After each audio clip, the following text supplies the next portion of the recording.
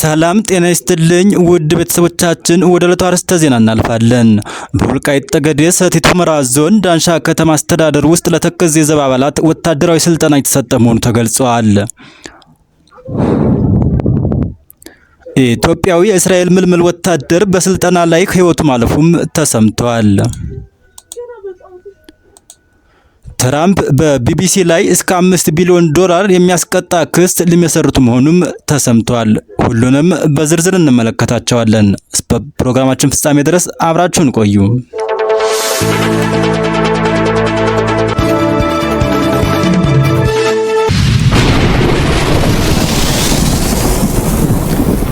በወልቃይት ጠገዴ ሰቲት ሁመራ ዞን ዳንሻ ከተማ አስተዳደር ውስጥ ለተከዜ ዘብ አባላት ወታደራዊ ስልጠና የተሰጠ መሆኑ ተገልጿል። በስልጠናው መርሃ ግብር ላይ የአምስተኛ ሜካናይዝድ ክፍለ ጦር ዋና አዛዥ ጀነራል መልካሙ በየነ፣ የወልቃይት ጠገዴ አማራ ማንነት ወሰን አስመላሽ ኮሚቴ ጽሕፈት ቤት ምክትል ሰብሳቢ አቶ ጌጡ አዳል፣ የሰላምና ጸጥታ ጽሕፈት ቤት ኃላፊና ዋና ሳጅን ሀፍቶም ይርጋ፣ የከተማ አመራሮች እንዲሁም የፌዴሪ መከላከያ ሰራዊት አባላት ተገኝተዋል። በመርሃ ግብሩ ላይ የተገኙት የአስመላሽ ኮሚቴው ምክትል ሰብሳቢ አቶ ጌጤ አዳል የማንነትና የወሰን ጥያቄዎቻችን እውነተኛ ጥያቄ ናቸው ካሉ በኋላ ለእውነት በእውነት ታግለን ወደ ትክክለኛ አማራዊ ማንነታችን ወስነን ተመልሰናል ሲሉም ተደምጠዋል። አቶ ጌጤ አክለውም እኛ ወልቃይት ጠገዴ ህዝቦች በሁሉም ማህበራዊ መስተጋብራችን፣ በስነ ልቦናችን፣ በቋንቋችን በጠቅላላው ጎንደሬ አማራዎች ነን ሲሉም ገልጸዋል። አማራዊ ማንነታችንና ወሰናችን ላይ መለስ እስኪረጋገጥ ድረስ የትኛውም ትግል እንታገላለን ሲሉም አቋማቸውን አጠናክረዋል።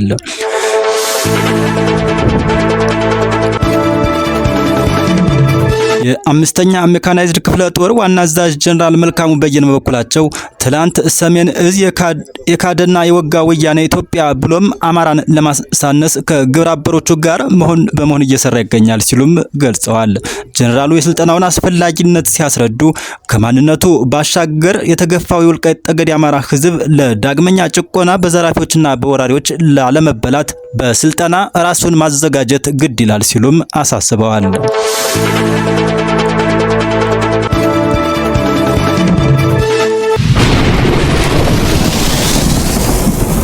የጥንት ጠላቶች የተፈጥሮ ሀብታችን ለመጠቀም ከውስጥ ባንዳዎች ወዳደሮች ጋር በመተባበር ቀጠናችን ወደ ግጭት አዙሪት ለማስገባት እየሞከሩ ነው ያሉት ጀነራል መልካሙ ሀገራችን ያላትን ሀብት በመጠቀም እንዳታድግ የሚያደርጉ ጸረ ሰላም፣ ጸረ አማራና ጸረ ኢትዮጵያዊ ኃይሎች እንዲሁም የጠላት ሎሌ ባንዳዎችን መታገልና መመከት አለብን ሲሉም መልእክት አስተላልፈዋል።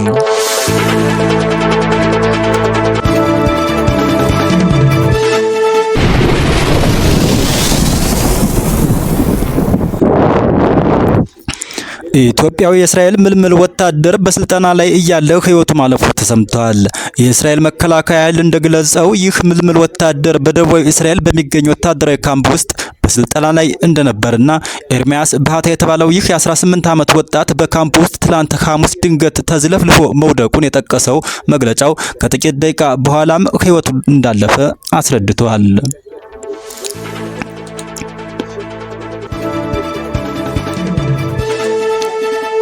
አሟሟቱ ከአለርጂክ ሪያክሽን ጋር ሊገናኝ ይችላል የሚል ጥርጣሬ እንዳለም ያስታወቀ ሲሆን ይህ በእንዲህ እንዳለ የእስራኤል መከላከያ ኃይል ወታደራዊ ፖሊስ በኤርሚያስ ሞት መንስኤ ላይ ምርመራ ማድረግ መጀመሩን ገልጿል።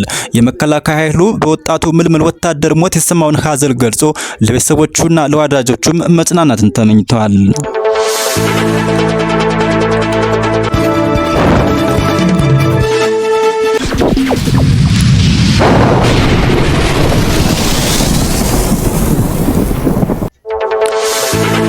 ትራምፕ በቢቢሲ ላይ እስከ $5 ቢሊዮን የሚያስቀጣ ክስ ሊመሰርቱ መሆኑም ተሰምቷል።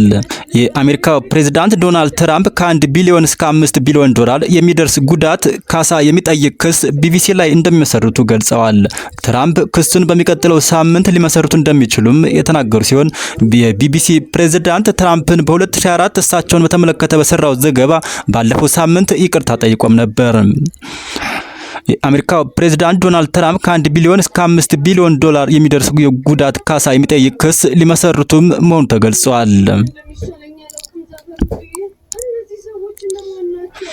የዩናይትድ ስቴትስ ፕሬዝዳንት ዶናልድ ትራምፕ ትላንት አርብ ለጋዜጠኞች እንደተናገሩት ከ1 ቢሊዮን እስከ 5 ቢሊዮን ዶላር ለሚደርስ ገንዘብ እንከሳቸዋለን። ምናልባትም በሚቀጥለው ሳምንት ይህን ማድረግ አለብኝ ብዬ አስባለሁ። እንዲያውም ማጭበርበራቸውን አምነዋል ብለዋል። ትራምፕ የቢቢሲን ጉዳይ ለብሪታንያ ጠቅላይ ሚኒስትር ኬር ስታርመር እንደሚያነሱም ተናግረዋል። በሳምንቱ መጨረሻ ልደውልለት ነው፣ እሱ በእርግጥ ደውሎልኛል፣ በጉዳዩም በጣም አፍሯል ሲሉም ገልጸዋል።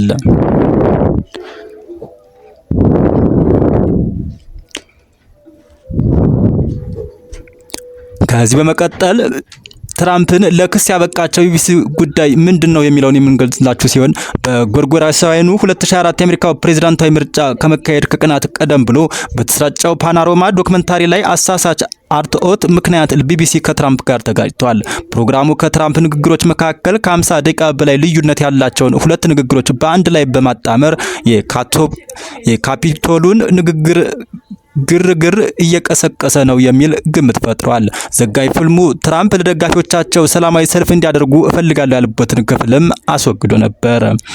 ቢቢሲም የስም ማጥፋት ክሱ መሰረት የለውም ሲል አጣጥሏል።